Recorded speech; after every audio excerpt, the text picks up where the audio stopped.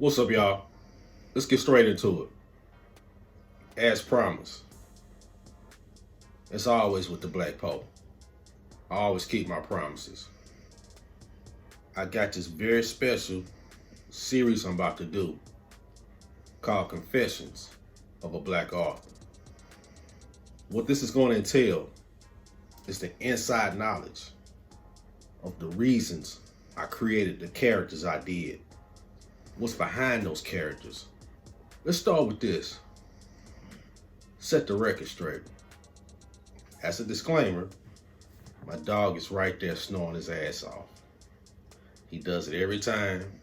He's spoiled as hell, very clingy. He doesn't like to go anywhere where I'm not, so he's right up under me snoring. I apologize. Second thing I want you to know, there's a fine line between being a genius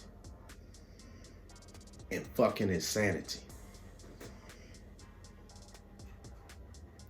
This is what I'm going to discuss, is that fine line. One of my favorite authors of all times has to be Stephen King. I said one of my favorite authors. You know, my favorite author of all times is Alex Haley, of course. But one of my favorite authors of all times, again, is Stephen King. That man's throwed off, right? Completely out there with his thinking, his creativity, his thoughts, his words. Some would say downright spooky. I love that kind of shit.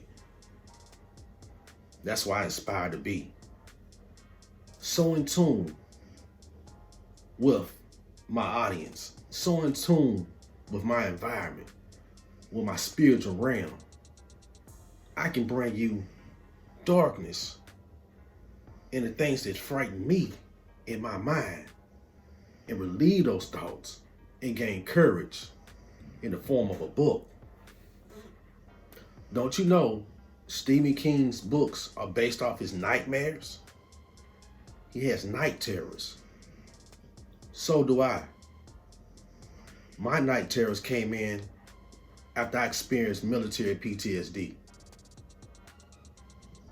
These books are a form of therapy for me to relieve me of my PTSD. I tell no lies when I tell you I dream about dead men. I dream about these dead men because I did over 200 funerals when I was in the United States Army. And from those funeral details and seeing all those dead bodies and going to all those funeral homes, some of those funerals continue to go on in my mind.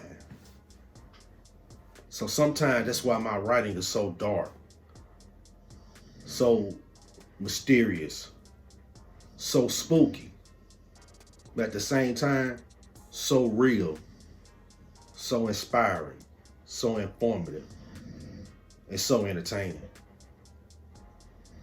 I want to start off with one character that, for me, probably was one of my greatest challenges.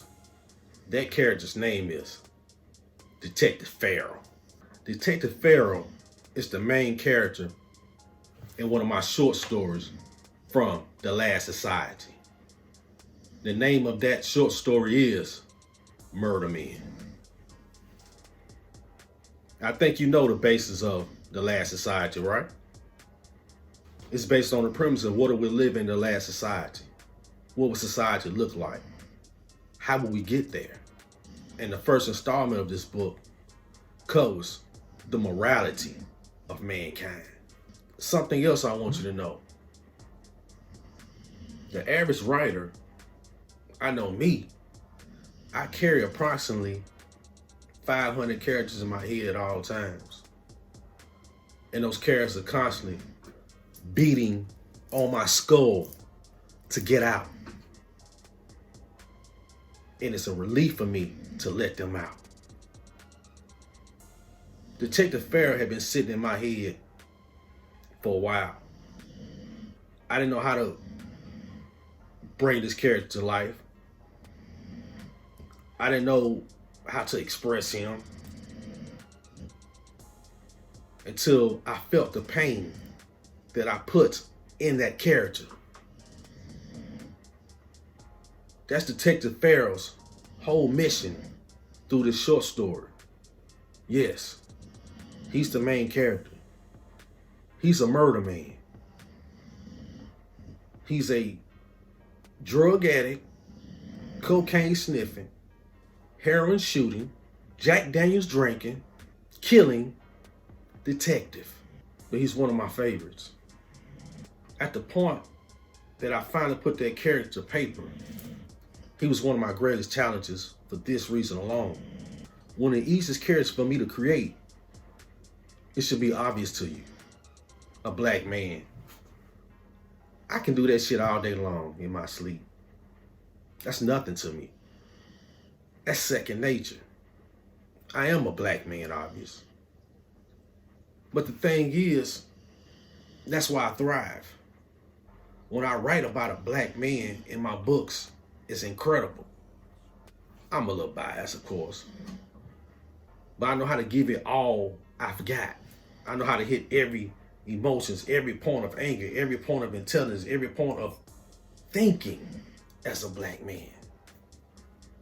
But as an author, as a writer, you have to be able to write about different demographics, different forms of life, anything that can come to mind. So I created a character about a white man. Detective Farrell was working for Detroit, the police department, at a very perilous times. These were the times when Detroit had fallen, was facing bankruptcy, on the verge of financial collapse. And for me personally, that hurts. I've been to Detroit. When Detroit was all the way up, balling. For anybody who try to talk shit about that beautiful city, that other chocolate city known as Detroit, you can personally kiss my ass. And I'm from Nashville. When I rocks with Detroit. Detroit versus everybody. I went there for the first time in my life on a church trip. Our pastor was from Michigan. So we went back to visit, I believe, one of his home churches, a church he was cool with. And I got to see black folks balling. I'm talking about this was the mid-'80s. This is before the big three shut down a lot of their operations in Detroit. Black folks was balling. Every American-made car you can think of, we was driving up there.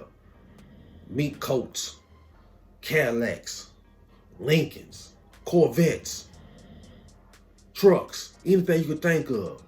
Black folks balling. That was my first impression of Detroit. So I know what it could be because I've seen it there before. Shouts out to Detroit. Much love for y'all. So I based this story in Detroit around a white detective working in a predominantly black police department. The funny thing about my detective, even though I said he's a cokehead, he's a junkie, he's pretty much a murdering son of a bitch, he's very damn good at what he does.